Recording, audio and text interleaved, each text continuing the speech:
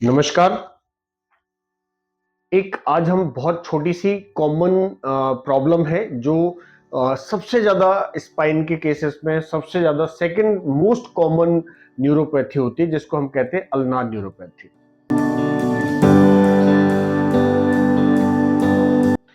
Basically ये एक nerve है जो हमारे सर्वाइकल रीजन से निकल करके और आपके हाथ तक को सप्लाई करती है।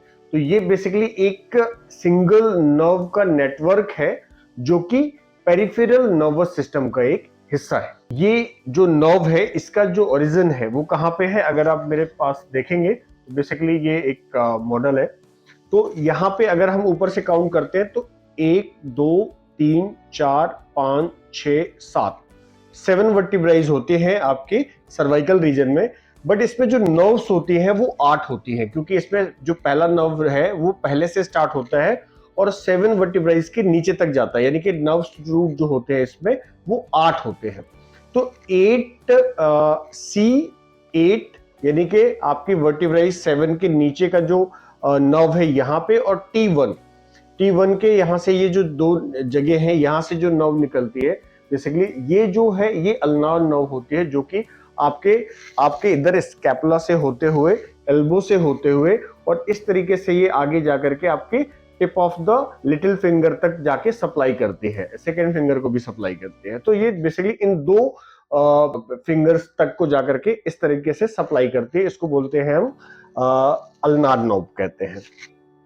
कॉमन सिम्टम्स क्या होता है, कैसे पता लगता है कि ये प्रॉब्लम है? बेसिकली अगर पेशेंट्स या किसी को भी इन दो फिंगर्स पे स्पेशली पेन होता है, कोई टिंगलिंग होती है, कोई सेंसेशन होता है, या वो सेंसेशन इस तरीके से एल्बो की तरफ एस्केलेट करता है, जो जहाँ पे जो फनी बोन आपकी होती है यहाँ पर आकर के इधर के यहाँ की कहीं एस्केलेट करता है, या यहाँ पे भी हो रहा है, या इसके साथ ये ऐसे ये जो है आपके इस सर्वाइकल रीजन में भी कहीं पे अगर पेन है तो आपको अल्नार न्यूरोपैथी हो सकती है। अब ये होती किस वजह से है? इसके मल्टीपल रीजन हो सकते हैं।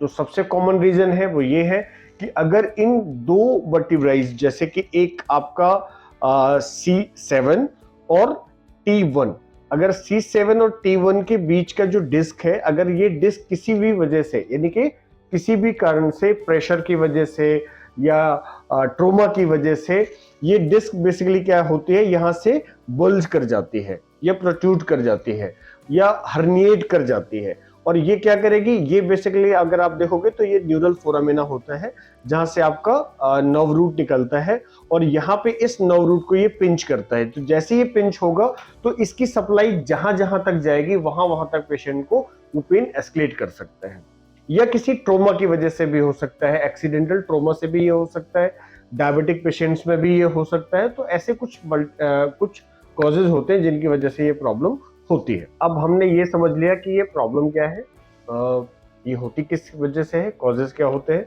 और बहुत सिंपल से तरीके हैं। अगर आपको बहुत सीवियर पेन नहीं है तो इसके लिए बहुत सिंपल सा तरीका होता है कि आप अपने नियर बाई डॉक्टर को जाके दिखाएंगे।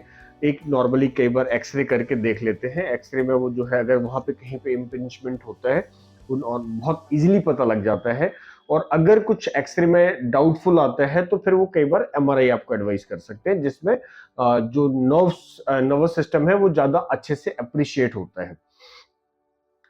इसके बाद जो नेक्स्ट स्टेप आता है वो आता है क्योर या ट्रीटमेंट या मैनेजमेंट। तो ट्रीटमेंट में इस तरह के केसेस में, बहुत रेयर केसेस में सर्जरी की जरूरत होती है। ज्यादातर पेशेंट जो है वो सिम्टोमेटिक ट्रीटमेंट से और एक्सरसाइज से ठीक हो जाते हैं। इसके लिए क्या एक्सरसाइज करनी होती है और या क्या ट्रीटमेंट, इसके लिए नॉर्मली कई बार स्टेरॉइड या पेन किलर मेडिसिन दी जाती है। और इसमें जो सबसे ज्यादा इंपॉर्टेंट रोल होता है वो बेसिकली रोल होता है एक्सरसाइजेस का। उसके लिए क्या करना है, उसके लिए जैसे ये दो फिंगर्स है तो एक्सटेंशन एक्सरसाइजेस हम देते हैं, जिसमें इन दो फिंगर्स को पीछे की तरफ लेके जाना है।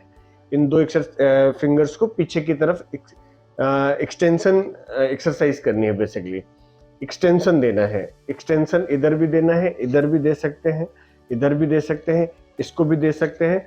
दूसरा, आप इस तरह से गर्दन को भी जो है आपको फ्लेक्शन और एक्सटेंशन एक्सरसाइज पे साइड वाइज आपको इस तरह की रोटेशन देनी है। इससे कि अगर फिर भी अगर ऐसा लगता है आपको, अगर स्ट्रेट आपका डॉक्टर्स को लगता है कि आपका सर्वाइकल रीजन में ही डिस्क जो है वो बेसिकली इम्पिंचमेंट हो रहा है, तो एक ट्रैक्शन एक्सरसाइज भी होती है जिसमें इस हेड को जो है वो स्ट्रेट अप किया जाता है, ताकि आपके दो वर्टिब्राइज के बीच में जो डिस्क है वहां पे स्पेस क्रिएट हो और जो डिस्क बल्ज हो रही है या डिस्क प्रोट्रूड हो रही है वो अंदर की तरफ चला जाए और पेशेंट को सिम्टोमेटिक रिलीफ बहुत फास्ट हो जाता है, जल्दी हो जाता है। सो बेसिकली ये था एक बहुत थोड़े से में समझना कि अल्नार न्यूरोपैथी क्या है, इसका ट्रीटमेंट क्या है, ये होती क्यों है और इसको कैसे हम बिना हाईली मेडिकेशंस के ठीक कर सकते हैं with the help of exercises and good diet.